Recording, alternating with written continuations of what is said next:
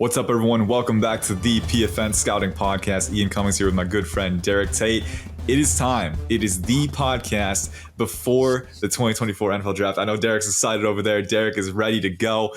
First off, I want to thank you all for listening and staying with us through the entire cycle. It's been one that's had a few changes for us here at PFN.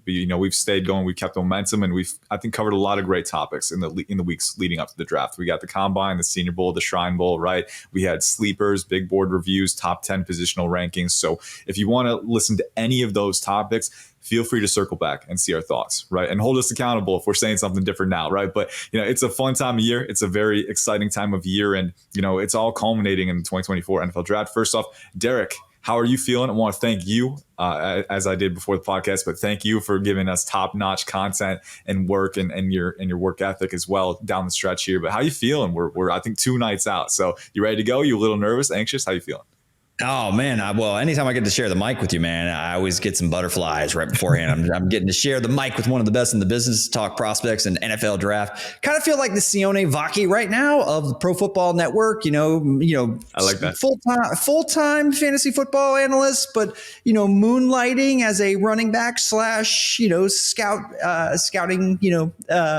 contributor. So, I mean, this is what it's all about. This is what, you do all this work for. You take a look at all these prospects, you crunch the numbers, you look at the tape to find out where these players land. And then you get to find, and then once you get that data, you get to project potentially what their role is going to be on day number 1, where they start their NFL journey. So it's always an exciting time. For sure. Absolutely. And we're going to have post-draft. We're going to have grades during the draft for every pick. So we will be prepared to give you that, the readers and listeners. And then we'll have a post-draft podcast next week as scheduled. But we will also have post-draft content analysis. Who came out with the best class? Who could have done a little more? Some of the biggest reaches on our board, but some of the picks that we're a little more intrigued by, right? We will have every base covered for you. And I want to emphasize, you've got 2 days left. Make sure you go over to the mock draft simulator, get your mock drafts in. We've only got 2 more days, and we won't be able to fantasize about our favorite fits, right? Your team will only come away with one of these guys. So if you haven't gotten your mock drafts in, head over to the MDS. Kent Lee Platty, the mastermind behind it. We just rolled our final player rankings update. So that is all set.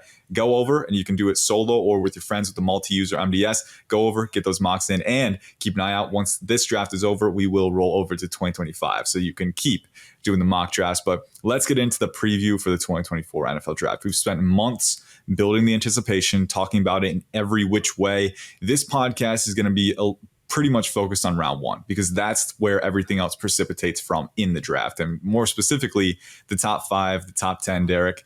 This is probably one of the most unpredictable top 5s and top 10s that I've seen in the NFL Draft, right? You've got Caleb Williams, pretty certain that he's going to go number 1, right? But after that, man, the Pandora's box just opens and it's anyone's game, right? Washington, are they going to take Jaden Daniels or Drake Maye? The Patriots are going to take whoever's left between those two, JJ McCarthy, or are they going to trade back, right? Elliot Wolf said the other day, this pick is open for business, right? And that could be him just trying to keep his options open, right? Trying to keep other teams in the dark as to what his true intention is. But you look at that Patriots roster, and there is an argument to make that they might be, better suited to trade back, acquire capital, strengthen the roster, and get a QB in 2025 or something like that. Obviously, you never want to kick the can that far, so often. You don't want to make a habit out of it. But there are so many different outcomes in just the top 3 alone. And then you get to the top 5 and the top 10, and it just kind of precipitates from there. How are you feeling about the top 5, top 10, the top of the board in this class? It's pretty precarious, but at the same time, too, you have so many different angles to take into account.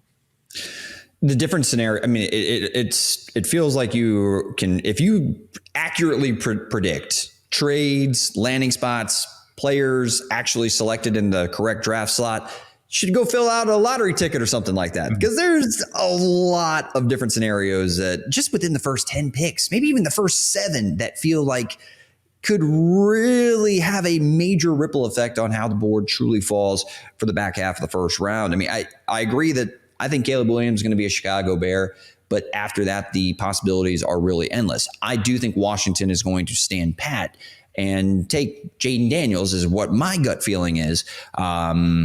Whether you think it should be Drake Maye or Jaden Daniels, certainly that's a discussion or a debate, but that's what my gut is telling me. I live here in the DC area, and that's what the kind of the vibe and the feel is in this market.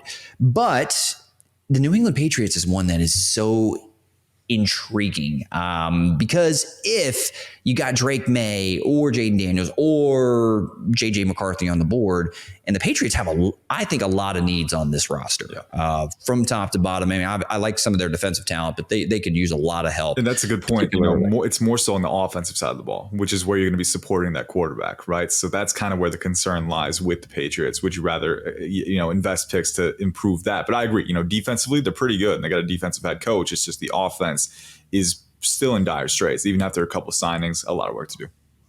I mean, it feels like they've missed on pretty much every signing offensively, like as far as skill position players go for a while now.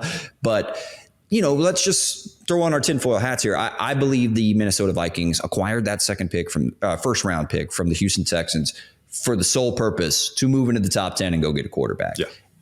I believe that that's what they're going to do. Is that dance partner going to be the New England Patriots, who could probably get an extra pick on top of that, not just 11 and 23 in this draft, but do they potentially get a future first rounder down the road from the Minnesota Vikings to, move up from 11 up to number 3 and have their pick between whatever two quarterbacks in the top 4 are still on the board?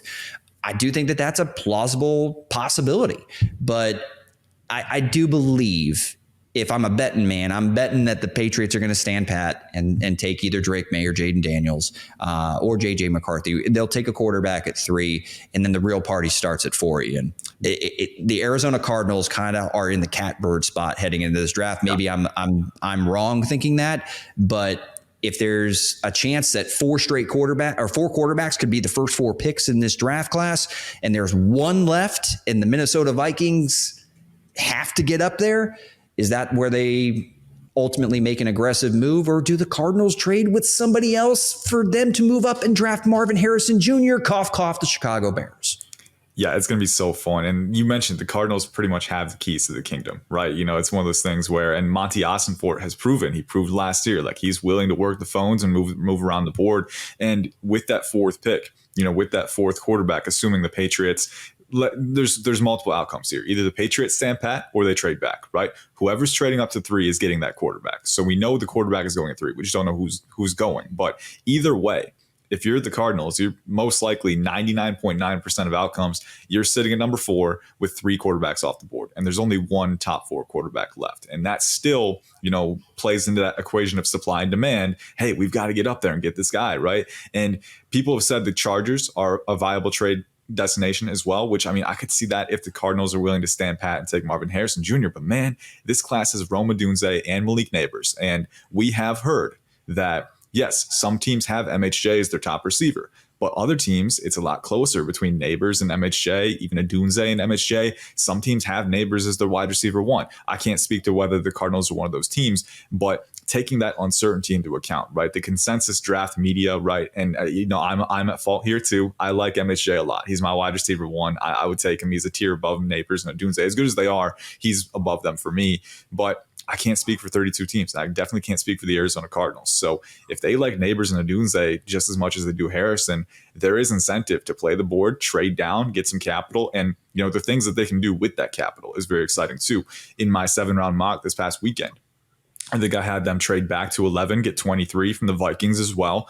And then they were able to trade back up to get Malik Neighbors at 8. And then they got Terrion Arnold at 12, trading up again. So, if you play your cards right, you can get a couple blue chip prospects. Or if you want to trade up once and keep capital down the line, that's good too. But there's so much potential energy that comes from the capital that they have, and they're incentivized to play around and kind of see what happens. So the Vikings, you mentioned it with the Vikings. I think they're probably the most likely candidate to trade to 3 or 4. We know how desperate they are, right? Desperate is probably the wrong word because they're ready. They're ready to have a quarterback, right? They're ready. The roster is pretty strong across the board. The defense can get a little bit better, but you have the offensive line, you have the supporting talent at wide receiver and tight end.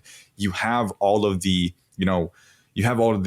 what's the word that I'm looking for? The supporting elements to right. Bring along a young QB and help develop them, right? So, they're in position to be aggressive. It's not reckless for them. It's the final piece that they need. So, and I think you mentioned it too, 11 and 23 and their first rounder next year, that is automatically a really good package. That's a really good starting point. Yeah. They might need to add some sweetener to it to box out other teams. But if you're working with that as your baseline, I don't think you have to do too much more, right? And they don't have a ton of capital this year, so you might have to throw in some next year. but I think the Vikings are the most well-positioned to move up the board. And I think they're also the most willing. They're going to be the most aggressive because they're in the best spot. The Raiders are at 13, right? They have enough capital, but you're moving up a little higher. You don't quite have the same amount of capital the Vikings have. The Broncos, I think that would be kind of suspect with them. They're always a tough team to mock for, but they don't have the capital to move up in their roster. Two QB needy teams where I'm looking at the rosters and I'm saying, like, if you did punt on a QB this year, I wouldn't be opposed to that. The Broncos and the Patriots, I think they both could stand to be patient if they wanted to. But at the same time, you don't always get in position to get a QB, particularly for the Patriots side. You're not always in position to get one without trading up. So a lot of factors that go into it. Let's circle all the way back real quick and go to the Commanders, because it all starts with them, right? Who's left at number 3, Drake Maye or Jaden Daniels? And the Commanders are the team that decides that. So you think it's Jaden Daniels that goes to number 2. I want to ask you, there's been a little bit of hullabaloo about that joined QB visit. They all 3 went on to Top Golf, and That's weird to me. It seems like it was overblown, but there was some talk about Jaden's agent making a fuss about it, right? Like, some of the things that the Commanders could have done, their conduct could have improved, right? To me, that feels a little overblown just looking at it on the surface, right? Do you think that moves the needle at all in terms of Jaden Daniels or Drake Maye? Because it's not really a bearing on Jaden Daniels. It's more just kind of, it feels like noise, right? So Adam Schefter was on a podcast saying you can buy your Jaden Daniels jerseys, right? So he said that, but then at the same time, people who know Adam Peters and know how he operates have said that he's kept it close to the vest, that he hasn't told anyone. So that would insinuate that the leak is inaccurate, and we don't really know right now. So you're still feeling Jaden Daniels. I can see it because of the scheme fit. Do you think any of this noise really matters, or it's really coming down to what we hear on Thursday night? I believe it. I don't think the noise matters. When you conduct an interview at Topgolf the way that the Commanders chose to go about it, and that's their organizational right, certainly if anybody in Daniel's camp has any sort of issue with it, then so be it. But I don't think ultimately you're basing your decision off of that, any sort of chatter or noise that comes from any critique of how they decided to conduct that interview. But it's more scheme fit to me when it comes to Jaden Daniels and Cliff Kingsbury and what the Washington Commanders are likely to want to do on the offensive side of the ball. That's why I believe Jaden Daniels is probably the pick. The only other potential tinfoil hat thing that happened this offseason that maybe could make you go, maybe they're clearing the deck for Drake Maye, is because Sam Howell was traded to the Seattle Seahawks, who of course was a teammate with Drake Maye back at the University of North Carolina. So I don't think it's a done deal by any stretch. I know Adam Schefter feels very strongly about that. I still think that there is definitely a possibility that Drake Maye is the pick at number 2. I don't see J.J. McCarthy being the pick. Great prospect, but I don't see that being the consideration. I think it's between Daniels and Maye, and I do believe I'm leaning Daniels, but I'm not going to sit here and bet my mortgage on it or anything like that.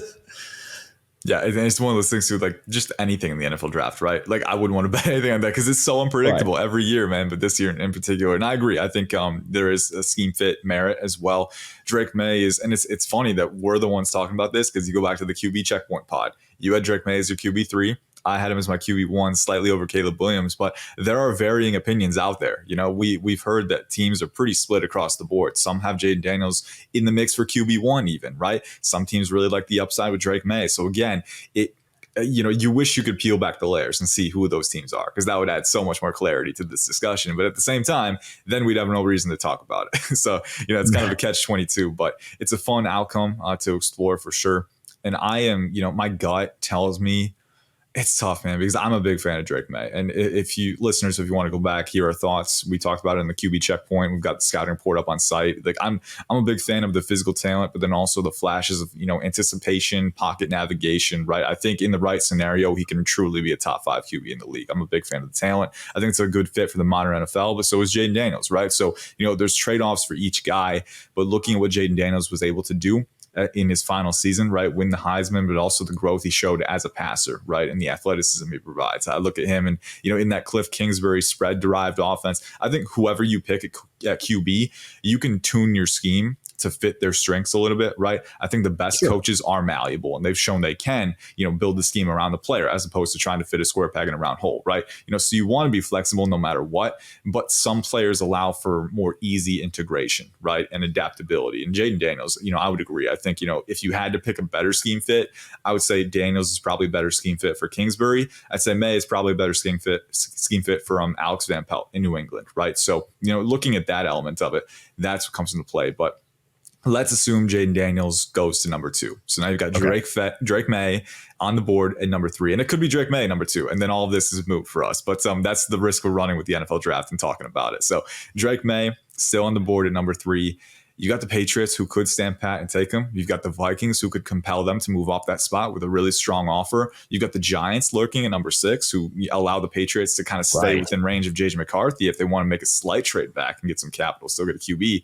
What are you feeling here, man? What box of worms does Drake Maye at number 3 open up? Because the Patriots have to choose whether they want to insert this QB who, is my QB1, but I'll be the first to admit, mechanically, there are some things he needs to work on. He's got the decision-making lapses that you do normally see from a young QB. And I will admit, some of the best QB prospects that we've seen, some of the most exciting ones, have failed because they weren't adequately supported. And I look at the Patriots supporting cast right now. You still need a left tackle. The interior line is probably average at best, right? You've got a pretty suspect receiving core. You signed KJ Osborne, but he's nothing more than kind of a middling slot receiver. Demario Douglas, Pop Douglas is a solid weapon, but you don't have the type of weapons that can, command gravity from a defense and help make things easier on their teammates, right? So it's not a situation that's conducive to development right now. Could it be that? Absolutely. In 1 or 2 years? Yes.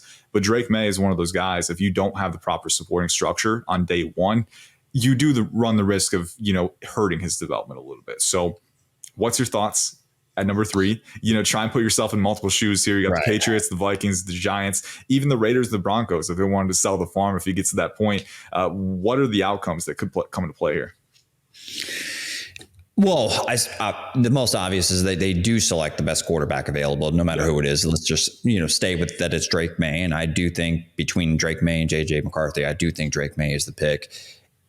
You signed Jacoby Brissett for a reason. Yeah. I do think he could be a bridge guy. And I don't know if granted, we're not going to be there for OTAs and in meetings and to really understand exactly how he's grasping all of these concepts and the transition from the college to the pro game. We're not going to be in the room with him during the entire lead up through the NFL, up to the NFL preseason. But I do think Drake Maye needs some time to clean up his mechanics. Can that happen and be accelerated very quickly with a kid that's, fully devoted and flash the ability to be able to do it? Absolutely. But I do worry about whether it is Drake Maye or J.J. McCarthy or Jaden Daniels, whichever quarterback the New England Patriots decide to select. You already touched on it. The supporting cast is not ideal right now for a young quarterback, in particular one who doesn't have all of his mechanics cleaned up and tightened up entering the NFL. I feel as if that could be a potential scenario where he steps into a situation that, like you already mentioned, hinders his development. And that's the last thing you want when you're investing that type of draft capital in a quarterback prospect like Drake Maye. I do think that they select him.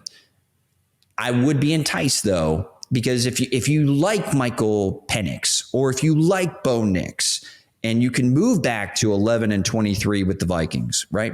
And collect even a future first to potentially maybe even reset the quarterback market next year or something of that nature and just take best available to kind of retool that roster and just roll with Jacoby Brissett and maybe another prospect on day 2 or day 3 in this class, then those are options that are certainly available to you.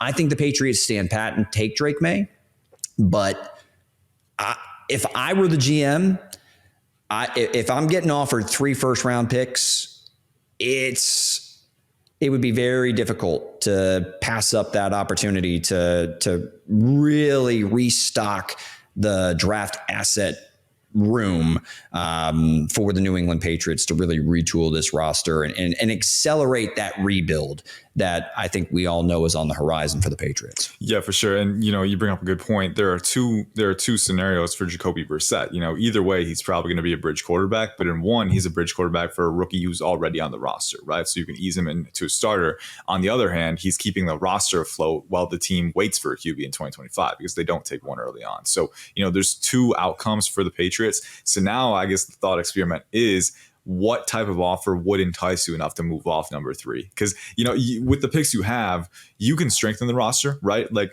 in my mock draft this weekend, I picked Drake Maye at 3, Xavier Legette at the top end of round 2. Like, this is a strong receiver class. Let's not act like you can't get a guy round 2, but you run the risk. There's a little more uncertainty, right? But, if you stack picks, if you get Xavier Legette in round 2 and Jalen McMillan in round 3, say, that's a solid receiving core all of a sudden, right? But it's coming at the cost of offensive tackle because you're not able to address that early either. So, there's still a limited amount of capital that you're working with if you're the Patriots. If you pick a QB right now, if you want to leverage that pick into more capital later on, all of a sudden you've got 11, you've got 23, you've got 2 first rounders next year. So you can make a move up for a QB in 2025 if you want, right?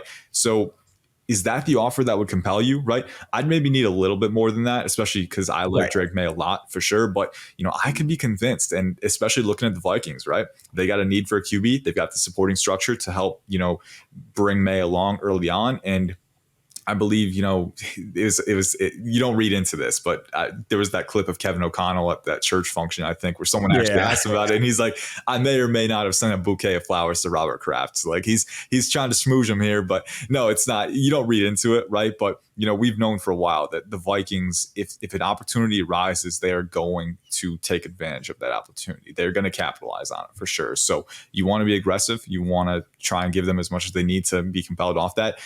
What would it take? You got the first rounders this year. You got the first rounder next year. Maybe an extra third rounder, maybe a second. What would be the threshold that would push you off the edge and say, yeah, we can push QB to next year? I would say 11, 23, 2025 first, and maybe like the one. They also have the 108. Yeah, and maybe even like a third next year or something like that. I mean, to move back because you're passing on a chance to take a quarterback who I think if this is Drake Maye that we're talking about in this scenario, we're passing on a guy that I believe has the ceiling to be the best quarterback in this class, and has all pro potential. You're going to have to pay a premium because we're passing on a position on the most important position of need in the sport.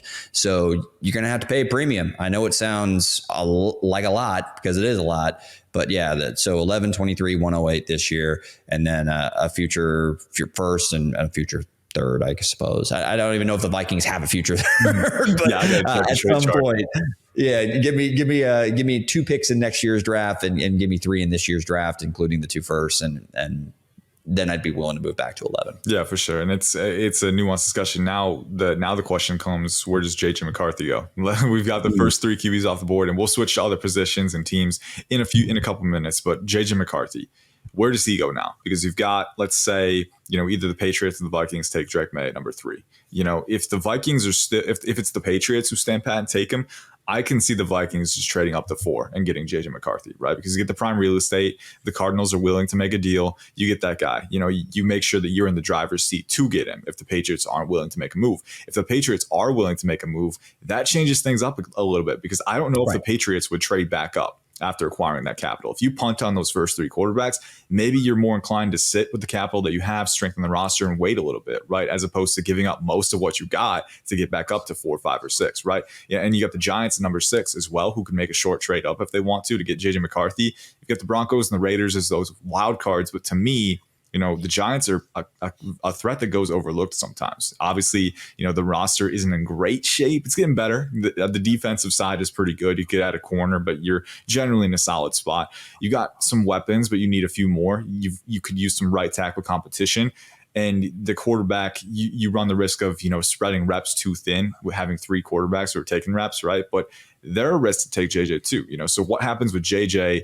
And you got 2 outcomes to go through here, but where are you seeing JJ going then if this plays out?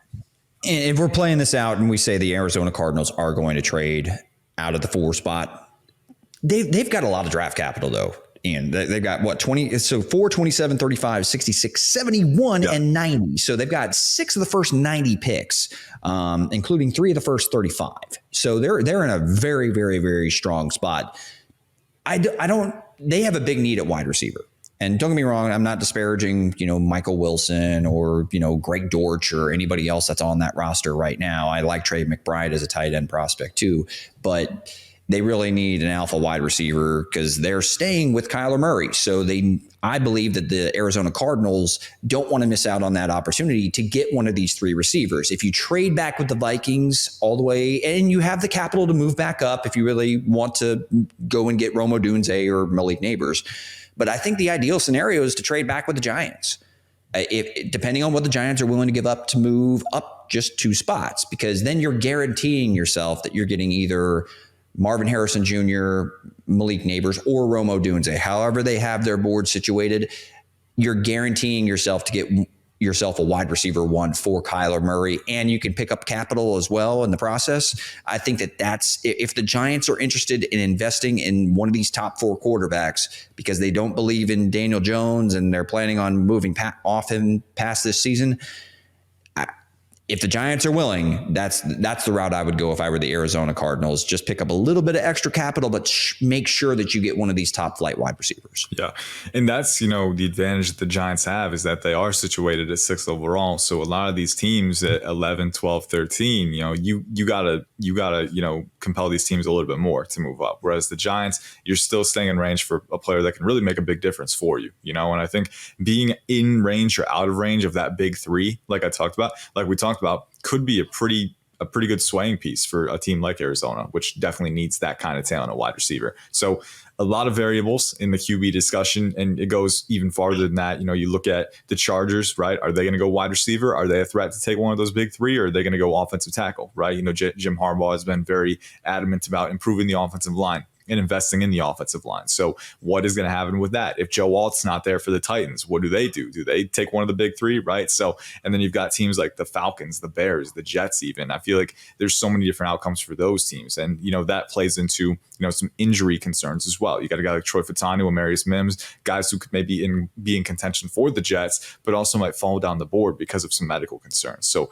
Too many variables to account for, but we'll peel away from QBs for a little bit and let's talk about the receiver class now. Not just the big 3, but some of the guys like Brian Thomas Jr., we're pretty certain that he's going round 1. But after that, man, it gets pretty dicey. You've got Xavier Worthy, you've got A.D. Mitchell, you've got Jalen Polk, who's snuck into some first-round mocks, which I'm very happy about that. I'm a Polk guy for sure. But then you got Xavier Legette, you've got Keon Coleman as well, Ladd McConkey.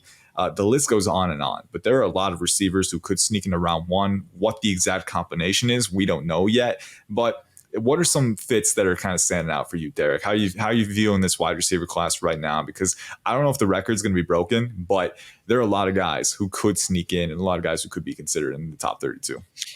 I think Xavier Worthy is going in the first round. I don't see a world where you run a 4.21 blazing fast. And I think he has more to offer than just being a straight vertical guy. Oh, yeah, for sure. I really, truly do. And, if we're talking about once upon a time, Henry Ruggs III out of Alabama, was a bona fide first rounder in his own right. I don't see a world where Xavier Worthy is not a first round pick.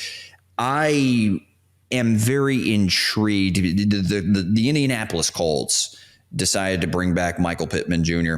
And while I like Josh Downs and I think he's a nice movable slot piece, I still am not the biggest Alec Pierce believer. I think he's done some okay things over his first 2 seasons, but I believe Xavier Worthy opens up the playbook quite a bit for Shane Steichen and Anthony Richardson to be able to give this offense a new vertical element that could really accelerate the growth. In particular, you're going to be now defenses are going to be forced to pick their poison with Jonathan Taylor too. So, I mean, you got, a dynamic dual threat quarterback, Jonathan Taylor, who is arguably the best running back in the league outside of Christian McCaffrey.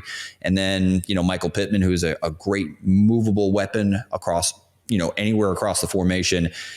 Xavier Worthy really, I think, helps give this offense a vertical element that could really pay dividends, and in particular with a very gifted offensive mind in Shane Steichen. So the Colts for me are the team that I I kind of believe, even though they have a need at corner, I could see them going with a cornerback as well.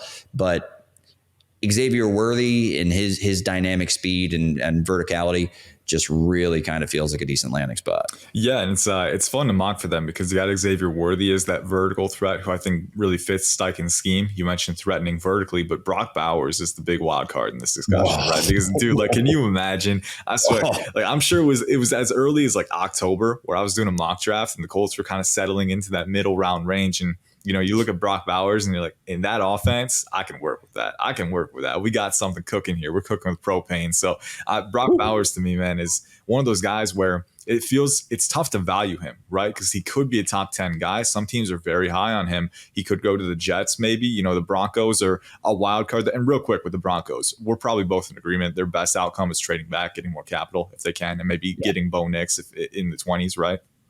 Sure. Yeah, no, absolutely. Him or Michael Penix, whichever you believe is your flavor, have them in the same tier. So trading back, getting capital, I believe is the right move for them. Because like you said, of all the teams that have the ammo to be able to move up into the top 10, the Broncos are really the worst candidate for that because they just are devoid of that plethora of draft capital and assets to be able to make an aggressive move to get inside the top 5. Yeah, they're in a tough spot for sure. But I think that's the best outcome is hoping that someone, falls to 12 where you can trade down and get capital, right? So, they could take Bowers if they wanted to, but they're probably better served to trade down. And strengthen the roster. The Saints could take Bowers potentially. Jawan Johnson had a good year a couple of years ago, but he's kind of faded off a bit. You might want that versatile weapon for Derek Carr, but at the same time, they really need to improve the trenches on both sides of the ball. Offensive tackle, potential holes at both spots.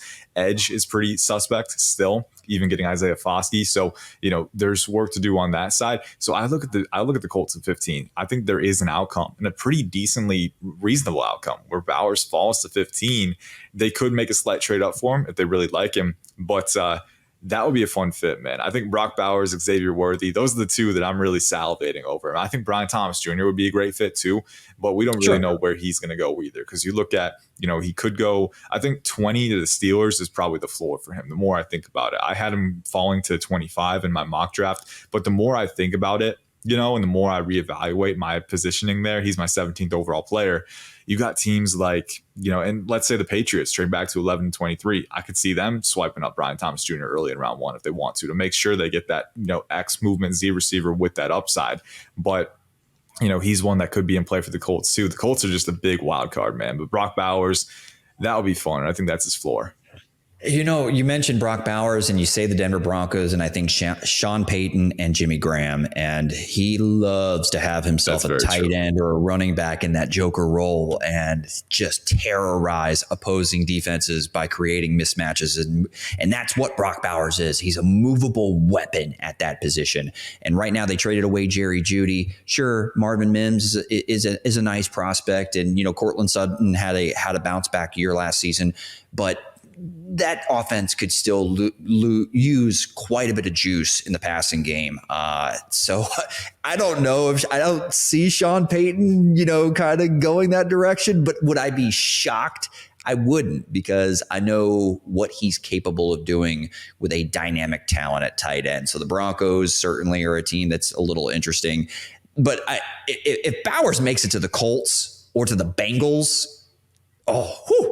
I could see a lot of fun things happening for Brock Bowers. A player his talent has no business really slipping into the teens, but if he does, a team's going to get an incredible value and a hell of a football player. Absolutely. And I think the Colts are probably the gatekeeper there, right? Like if you're the Colts and if you get wind and the Bengals are trying to make a trade up to like 14 or something, maybe you want to make a move up to 13. The draft is pretty much just, it's basketball, man. It's boxing guys out, getting to the rim, getting your guy. It's what it is, man. You're hooping out there. So, you got to make sure you play positioning sometimes for players that you really, really like. And again, how the board falls dictates how many options you have. Maybe you really like a couple guys and one of them can fall. But if there's only one guy that's really in that tier for you on your board, and we've mentioned it before, as media evaluators, right? We need to take every prospect into account on our board. So that's why our boards are upwards of 300 players, even more than that sometimes, if we can get to that. But for NFL teams, a lot of times, they have at most, 150 players on their board, right? Because they're trying to exclude players. They're trying to see who fits all of their criteria for being a future Indianapolis Colt or a future Cincinnati Bengal, right? Or a future Pittsburgh Steeler, who fits all of the criteria at this position. And a lot of players don't fit all the criteria. So, these teams they're not trying to acknowledge how many options there are. They're trying to rule out as many guys as they can to narrow their focus and cast a shorter net so they're more focused and they have a better idea of who they want to get. So, it's tough to factor that in with the round one, right? Because there's so many talented players, but it's going to be a fun one for sure. I think the Colts, the Bengals could make a move up if they wanted to, but they could also stand pat at 18 and take a tackle if they want to. We know they got Orlando Brown and Trent Brown, but you could still get a long-term option there as well.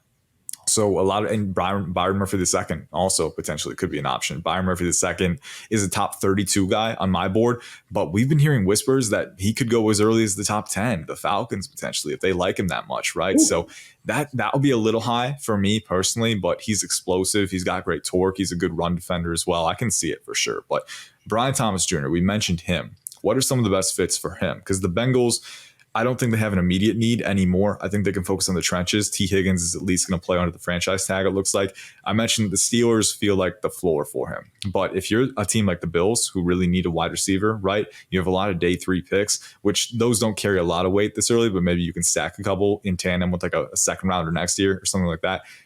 If you're a certain team in the 20s, would you be willing to make a move up for Brian Thomas Jr.? And where do you think the floor is for him? Because he's kind of... and correct me if I'm wrong, I don't remember. Is he your wide receiver 4 too? He's my wide receiver 4. Okay. Yeah. I definitely think the floor is the Pittsburgh Steelers. Yeah. And while I think the Steelers have other needs, the departure of Deontay Johnson certainly opens up a sizable role in that passing attack that they need to complement to George Pickens, and Brian Thomas Jr. would be a fantastic addition, and they should run to the podium if he falls all the way to 20. Certainly the Jaguars stand out as another the Jags are you took the you beat me to it. Look, Gabe Davis is a player. And they spent some money on him in free agency, and he has been a volatile producer and been in a pretty darn ideal situation with Josh Allen throughout his entire NFL career. And I think he's a good player. I think Christian Kirk's a very good player. Zay Jones is on the final year of his rookie deal. But if you're trying, I think that they really need to address the cornerback position. Quinyon Mitchell is someone that certainly is on my board for them, very high on my board for them. But if Brian Thomas Jr. is there at 17, which he very well could be, that is a very, very enticing proposition, because we saw what the offense looked ish like with Calvin Ridley, but I Calvin really didn't play football for a while, and had some issue with some drops. I think Brian Thomas Jr. gives them a whole new vertical outside element that could. You like what you have in Travis Etienne out of the backfield too, and you haven't seen the returns. And the production and the development for Trevor Lawrence be consistent as you want it to be at this point for that type of prospect. And you can say Christian Kirk is a nice option. You can say Calvin Ridley is also still a nice player and can still create separation, but he hasn't really truly had a bona fide number one guy. And I do believe while Brian Thomas Jr. isn't a complete prospect entering the NFL, the physical tools are there for him to, I think, be able to create separation. I kind of liken him to a better version of DK Metcalf coming out of LSU. I just see a lot of movement skills and suddenness, curvilinear acceleration, things that I really, really like. Him as a vertical threat is just so exciting. Yeah. I'm talking myself into, if I'm the Jags, taking Brian Thomas Jr. That's what we do here, man. We get on a roll and then we start to talk ourselves into it, and they're like, "Yeah, you know what? Any other outcome, I can't get on board with." That's what we do here. We talk ourselves into it, and I love it because you can see the flow of it. But let's go on to some. There's a couple teams in like the 26 to 32 range. I think the Bills and the Chiefs really stand out as teams that have more uncertainty at the wide receiver position. The Bills, obviously, Right. after trading Stephon Diggs, you got Khalil Shakir, who's a solid slot guy, right? You got Curtis Samuel, who I think is a little underrated with his movement ability, right? I do think he's got some versatility, but I feel like you need that wide receiver one, right? And then if you're the Chiefs, Rashee Rice and the legal issues surrounding him, there's some uncertainty there. You did sign Hollywood Brown, so I think you have your speed guy, right? So they were a fit for Xavier Worthy for me for a little bit. I don't know if they get him just because that might be redundant a little bit for their skill sets, but who are some guys that you're pinpointing for the Bills and the Chiefs? Because those feel like two teams who can really dictate the wide receiver board with who they take in round one, assuming they do go with that. The Bills, it feels like they kind of have to, right? The Chiefs have a little more flexibility, but for the Bills, for instance, for me, I look at what they lack with the size with that group: Khalil Shakir and Curtis Samuel and Keon Coleman, Xavier Legette, maybe A.D. Mitchell, if you feel good about the medical things, which we've heard that he's a type 1 diabetic, right? Which that's one of those things where, there's some nuance that goes into it, but if that's what the issue is, right? If it's just that he's a diabetic and you know how to manage it, right? You have nutrition systems in place. I feel like these teams would have the resources to manage that if that's all it is, right? So that doesn't concern me as much if that's what it is. We don't know the full story, obviously, but A.D. Mitchell could be in the scenario for them. I think Keon Coleman, Xavier Legette. Coleman provides a little more of that speed on the vertical plane for Josh Allen, which I would really like with his arm, but I think Keon Coleman's a little bit more potent as a rack threat in the short range with his agility, right? I think Legatte's probably more of a vertical mover. And then you get the Chiefs, right? What do I think about for the Chiefs? Reliability is the word that comes to mind a lot for me. And Ladd McConkey, Jalen Polk stands out as a potential option. I love his alignment versatility and how Andy Reid would be able to weaponize that early on. So those are a few names that stand out to me as potential late round one guys, right? But this wide receiver class, there's so many different permutations that could come off the board. So those two teams, Bills and Chiefs, who are the top receiver candidates for you? I think they're both fighting over A.D. Mitchell, to be honest with you. I love A.D. Mitchell's ability to be able to create separation at the break point. There's his hip fluidity and just ability to seamlessly get in and out of breaks is pretty darn impressive. And for a guy that is his size, and we were just talking about Brian Thomas Jr., there's a lot of physical similarities between Thomas and A.D. Mitchell that I really think both project well. And Mitchell seems to be the guy that's more around that wide receiver 5 to wide receiver 7 range, depending on where you have him on your board. Legette is a grown man. It feels like when he was listed at 6'3", like 225 on South Carolina's website, he didn't have quite those measurables at the combine. I looked at his tape and went, damn, this guy is kind of like Josh Gordon if you had a rocket strapped to his back. Yeah. Like there's a ton of movement skills that I really like for Xavier Legette. Also can play bully ball with the best of them at the catch point. And that feels like a much better fit for the Buffalo Bills because of the complement of options that you have currently with, Shakir kind of being a slot specialist and yak threat. Curtis Samuel can do some nice things, has some formation versatility, and you can even get him manufactured touches in the screen game as well. But they kind of need that physical profile X wide receiver that can operate outside. I believe Legette has a better skill set separation wise than someone like Keon Coleman. So I believe I would prioritize Legette for their needs for that roster because I actually want to see potentially Keon Coleman move to the big slot. Yeah. I know I kind of mentioned that to you before. I don't think that that's what the Bills really need. They've got Dalton Kincaid, and you've also got Shakir, who works very well out of the slot. I kind of want to diversify my skill set. Kind of like a basketball team. Like I don't want to have a bunch of power forwards. Like you can't have everybody play the 4. So, Legette for the Bills. Both A.D. Mitchell works for either Kansas City or Buffalo. A guy, though, and I know that we already kind of have that big slot, yak threat in Rashee Rice for the Kansas City Chiefs, and that situation will play out here in the near future. You mentioned Jalen Polk and Ladd McConkey.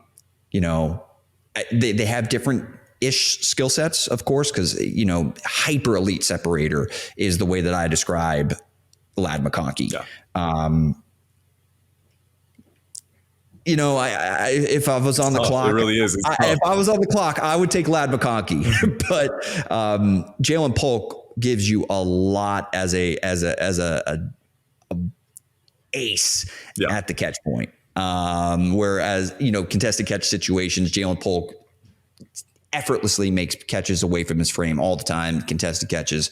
Whereas that's probably the weakest aspect of Ladd McConkey's game. So it kind of depends on what you want. I would value McConkey's separation abilities a little bit more than Jalen Polk's, which I think works for Kansas City and what they need in that receiver room right now. Yeah, for sure. And again, it's a lot of trade-offs, right? Like McConkey is probably the better independent separator right now, but then you look at Polk and how Reed is, how he excels at scheming opportunities to players, right? And kind of alleviating that independent pressure that might play in well. So, it's varying molds, varying archetypes, and that's what makes this draft so fun.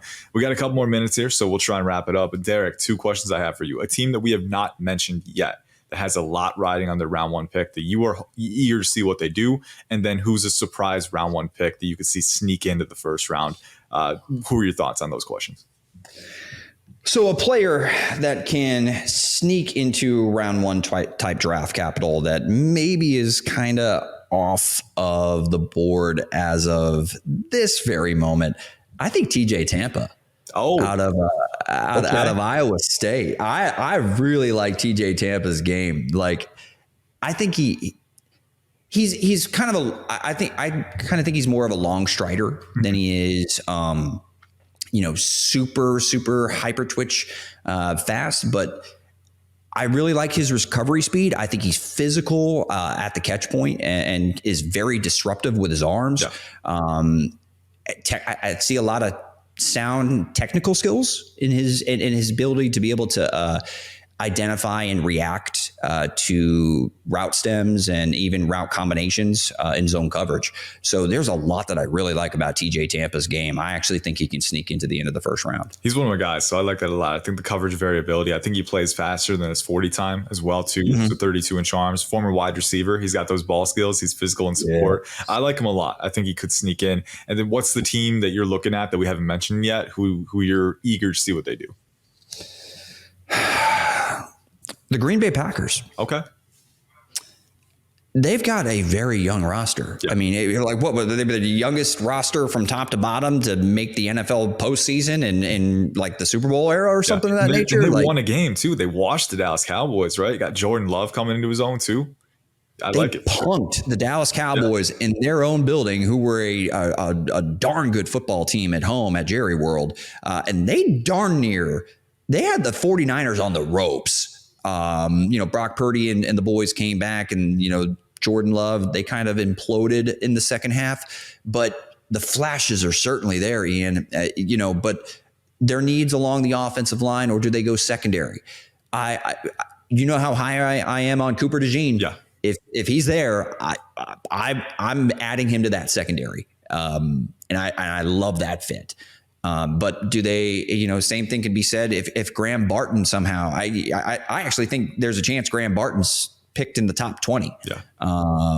But do they invest in the interior of that offensive line? Of course, they lost David Bakhtiari he hasn't been on the field very much because he's been dealing with injuries. And I have a personal story with David Bakhtiari we could talk about another time. But anyway, do they invest in that offensive line to kind of, maximize this, foundation that they're building around Jordan Love? I could see the Green Bay Packers doing that with their first round pick, but that's another team that has a lot of draft capital, as they always seem to have. And they're just going to keep filling the pipeline with young talent. And they've done a really, really, really bang up job, in recent drafts, because they've got themselves a lot of nice pieces. Yeah. And they got the flexibility too, because even tackle isn't a pressing need for them. Like, they have Zach Tom, who's a very good right tackle. Rasheed Walker played pretty well at left tackle, so they don't have to pick a player there if they want to. I think the only glaring need on their roster is linebacker, right? Corner could be one, but Carrington Valentine played pretty well for a rookie last year too. So I think in general, we saw Gutekunst was talking about what kind of safety would he want, and he would want one that's interchangeable with Xavier McKinney as that post safety. So Cooper DeJean's versatility could be a fun fit there. Although I think DeJean could go as high as 16 to the Seahawks. Him and Mike McDonald's defense, man, that would be so fun. That would be one of the best fits that I can imagine. I think he's got all the versatility to play in that. But a couple teams that I'm looking forward to seeing. The Rams at number 19. They really accelerated their rebuild with their draft class last year. Obviously Puka Nacua, but Kobe Turner as well, a few other pieces down the board. Matthew Stafford is playing very well. I think what they do at 19 can really help them stay competitive in the NFC West and kind of steamroll that too. And then the Lions at 29th overall. They made some moves. They traded for Carlton Davis, right? They still have the offense in what's the word? Intact, right? Ben Johnson is there as the offensive coordinator. They got the receivers, right? They have Samuel Laporta, Jared Goff. So they're pretty set to keep competing again. So what do you do at 29? If you can add a difference maker who falls to that point, that's a very fun add. And then a couple of players that I think could sneak in around one, Patrick Paul from Houston, more of an early day 3 guy for me, but I can see the upside with the tools, and I can see NFL coaches maybe being taken by that. 6'7.5", 333 pounds, over 36-inch arms. The dude is a mauler. He's physical. Recovery athleticism is my big concern with him, but I do think there are enough tools to maybe compel a team into taking him. And then Marshawn Nealand from Western Michigan, 6'3", 270, 34-inch arms. That power profile is there. And after those first 4 edge rushers, Dallas Turner, Laiatu Latu, Jared Verse, Chop Robinson, there is a little bit of a drop off. So that if that 5th edge goes round 1, I think Nealand could be that guy. So a few names to keep in mind, but that's all the time we have for you all on our PFN Scouting preview podcast for the 2024 NFL Draft. Thank you, as always, for listening, tuning in. We'll be back next week with a full recap podcast covering all the events through all 3 days. Until next time, peace out, and make sure you get your mock drafts in. 2 more days, go to the MDS, get your mock drafts in, and see what kind of outcomes your team could enjoy in the 2024 NFL Draft. That's all for today. Thank you all. Peace out. Have a good one.